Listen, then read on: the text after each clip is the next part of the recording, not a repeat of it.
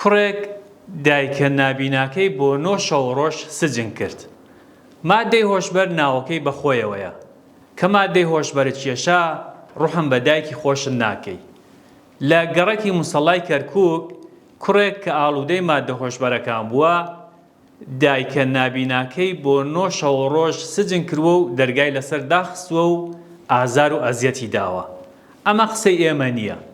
سەرچاوەیەک لە پۆلیسی نێشتنی تاوان لە بنکەی ئازادی کەرکووک بە 964 ڕاگەیاند درەنگانی شەوی ڕابردوو ئاگادار کراونەتەوە کە لە یەکێک لە شوقەکانی موسەڵا ژنێک هاتوو هاوار دەکا و داوای بەهاناوە چوون دەکات. دەست بەجێ تیمیان ناردۆتە شوێنەکە و بینیویانە کە ژنێکی نابینای بێناس لە ژوورێکدا کەوتووە و ئازار و ئەزیەت دراوە.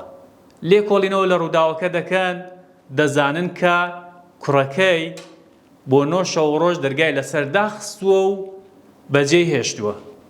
بەڵام خوا ڕحمی پێکردووە نانی بۆ داناوە و خواردنی هەبووە و نەمردووە. ئەم کوڕە کە ئاڵوودەی مادە هۆشبەرەکان بووە هەر لەو ناوە لەلایەن پۆلیسەوە دەستگیر دەکرێ و دایکەکەش ئازاد دەکرێت. ئەم کوڕە نالەبارە فعلی تریشی هەبووە کە لێرەدا ڕووی باسکردنی نییە.